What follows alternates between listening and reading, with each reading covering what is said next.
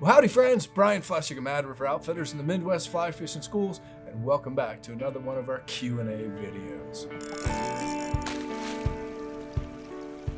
As always friends, we greatly appreciate your participation. We greatly appreciate you reaching out to us with your questions. And as you all know, we answer all of them that come through via email. And for the handful of the ones that we do select for the YouTube channel, of course, we'll send you out a free, coveted Mad River Outfitters hat and a fly box.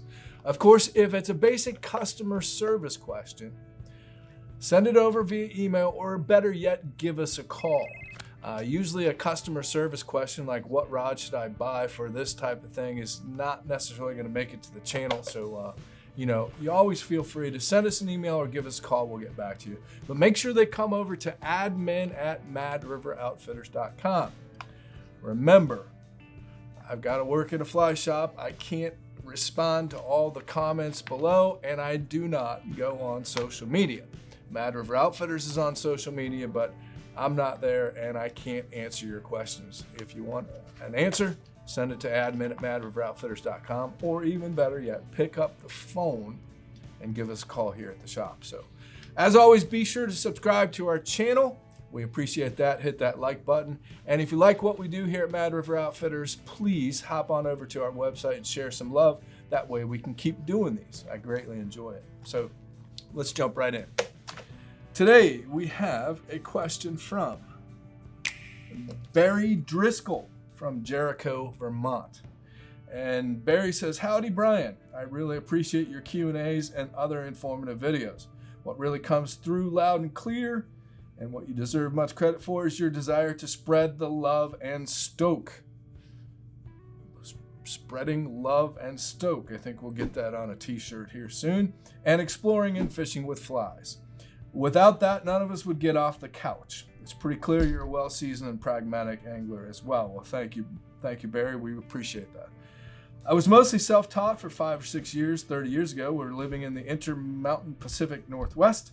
Fished pretty much exclusively trout streams, bigger rivers. Now I'm hoping to revive that passion and have a question regarding fly selection.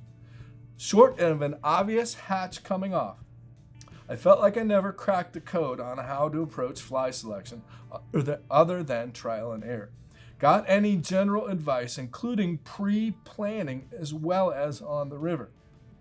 I do realize this is a potentially big topic. Many thanks, Barry Driscoll.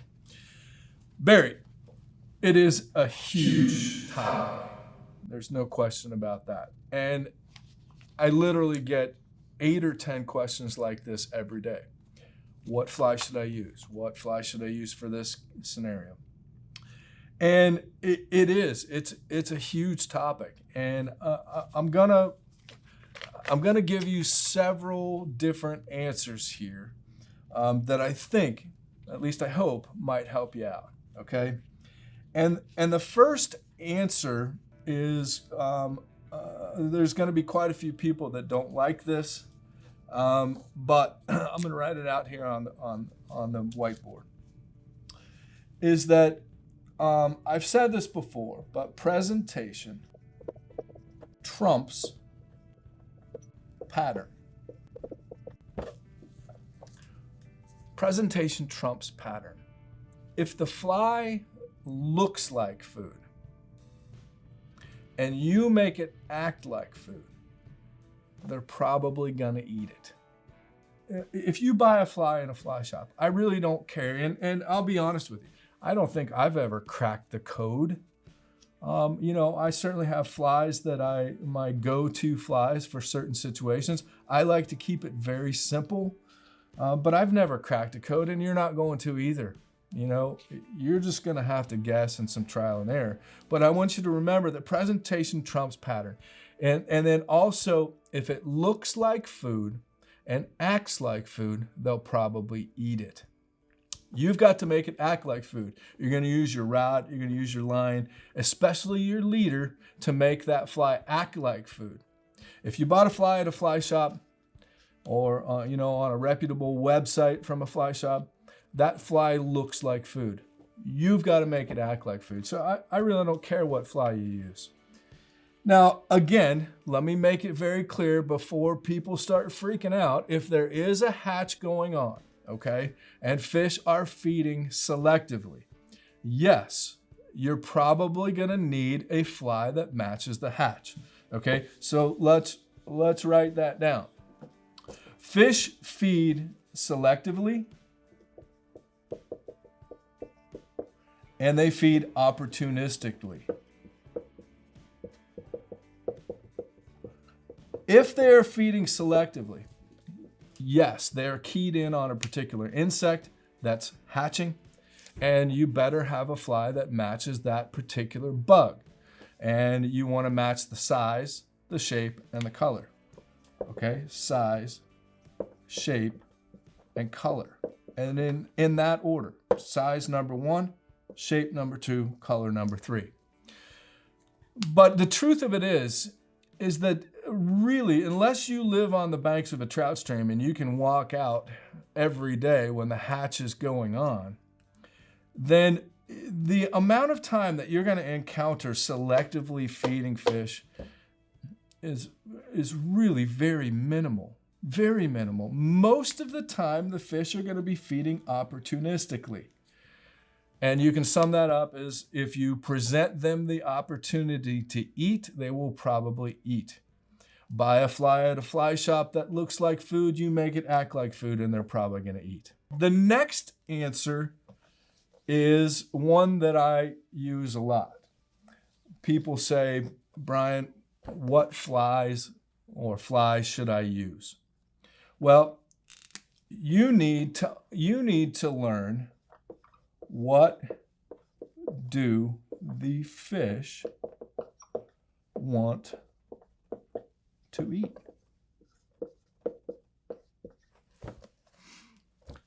And I hope that doesn't sound flippant, and I don't think it does. Most people get back to me via email when I respond in that way, and they say, oh, well, that makes total sense. You need to figure out what the fish in the particular rivers, what are they eating? What is the primary food source there? If you're on the South Platte River in Colorado, you need to learn that it's primarily midges.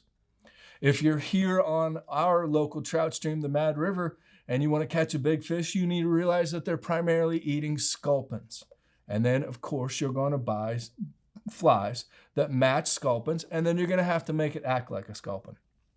So it seems almost flippant, but it really is common sense. What are the fish eating? And, I just can't answer that. I don't know every river in the country. I would say that one of the best ways that you can learn this is check with a local fly shop. Fly shops. That's where you're going to get most of your good and valid fly fishing information. I'm sorry it does not come from a big box store, or it does not come from Amazon. Sorry. Fly shop, support your local fly shop. Check with the fly shops that cater to your pieces of water, to your local rivers, and find out what the food base is. They're going to tell you what flies to use. And then last but not least, we've been promising this for a while. We were scheduled to start filming our series called Entomology 101. We were set to start filming in the spring of 2020. And then I don't know if you heard about this little pandemic thing that happened. I think it was not just here in Columbus, Ohio, but I think it was worldwide.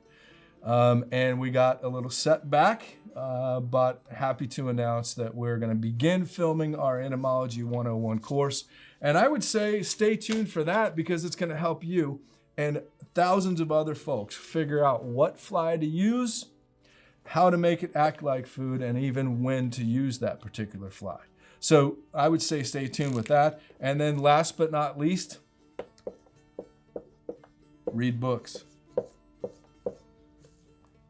Dave Whitlock's Guide to Aquatic Trout Foods.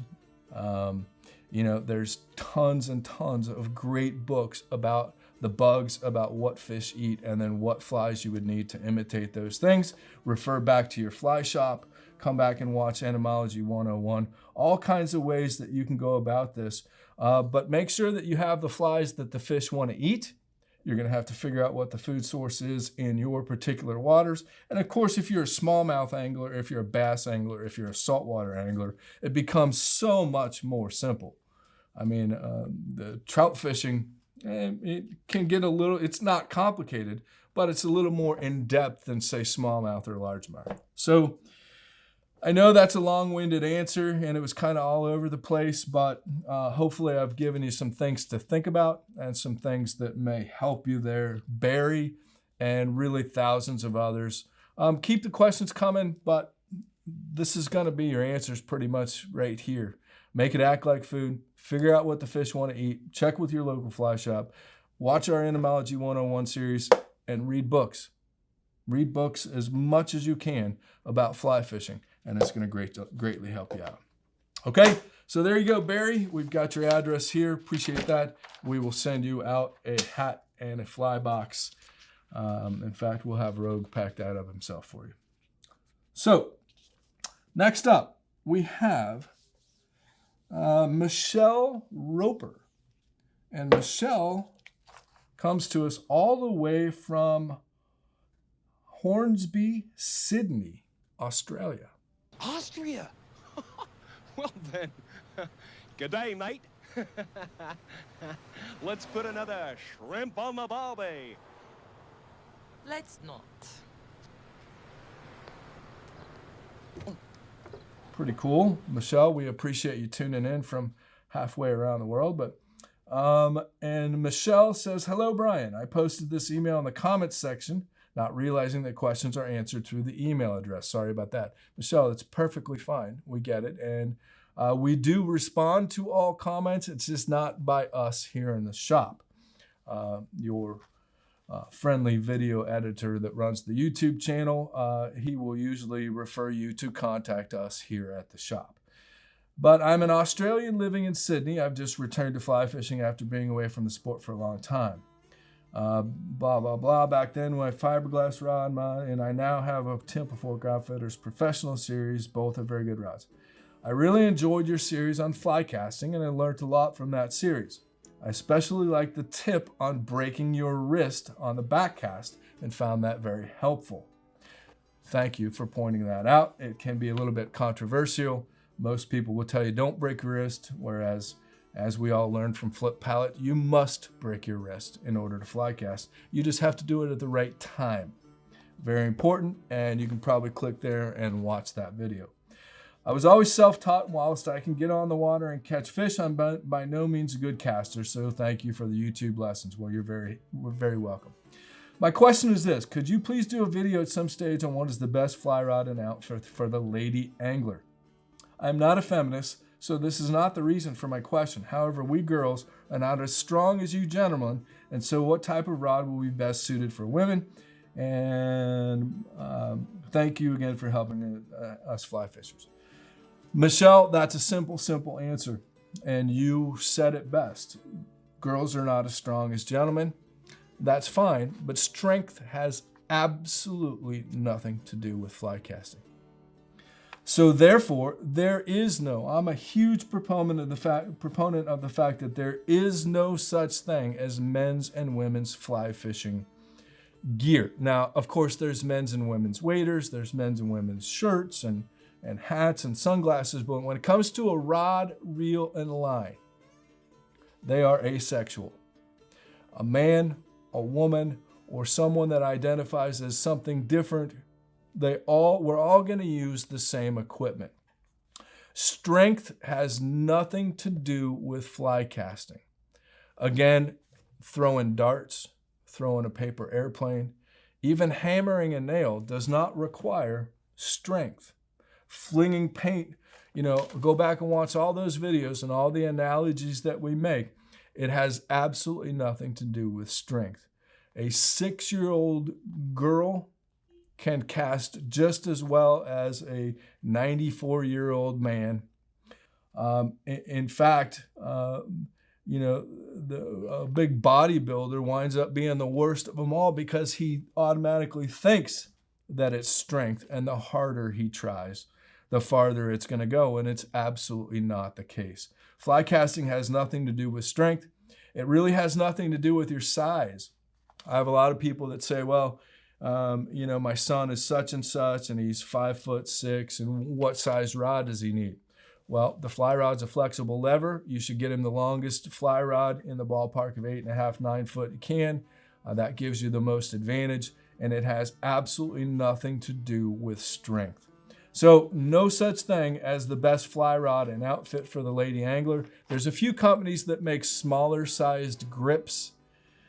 I absolutely do not agree with that. I've got very small hands, absolutely about the size of a 6-year-old girl.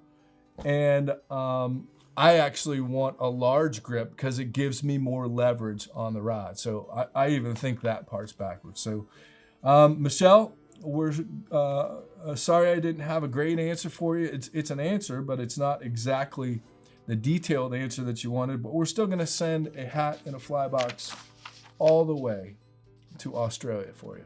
So appreciate you being here. Make sure to send those questions via email. I think maybe you have. I think maybe I've answered a couple of other questions since you sent this, which was actually back in February. So Michelle, thanks for being here, and let us know if we can help you get some tackle. I'm not worried whether you're a man or a woman. I'm just going to be worried about what you're doing. Okay? Matthew Turley from Grinnell, Iowa. And Matthew from Grinnell, Iowa, but Matthew, you did not give us your zip code. So that's it. I'm not answering that. No, I'm just kidding. I'm just kidding. We'll be happy to answer it, Matthew.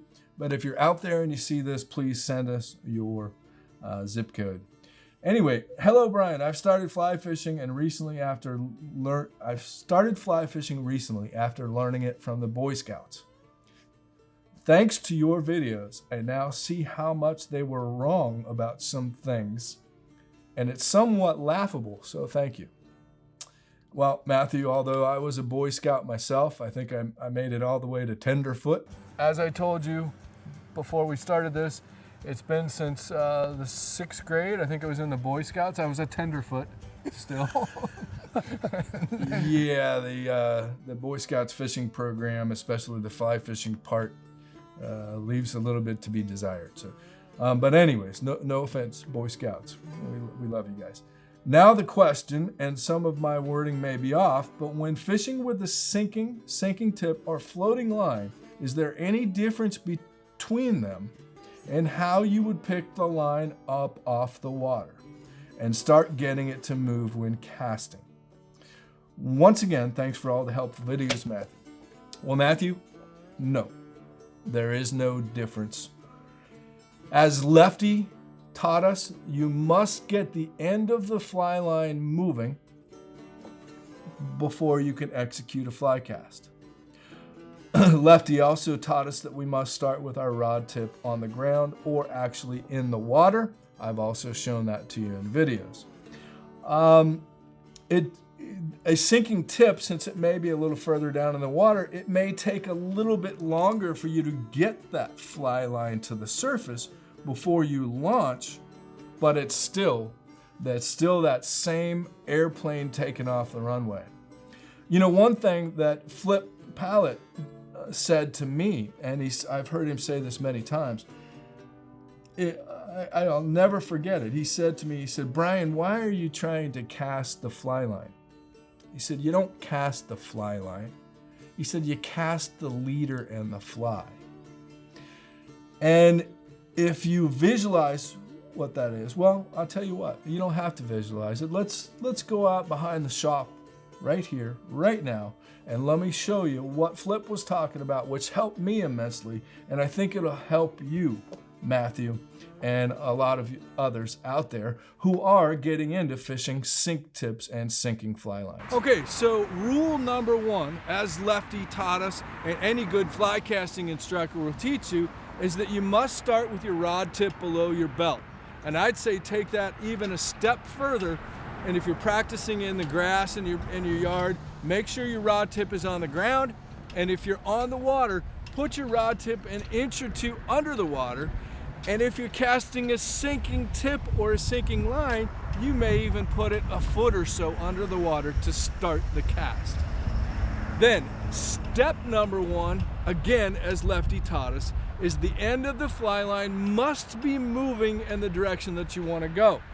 I've often referred to this as the airplane taking off the runway.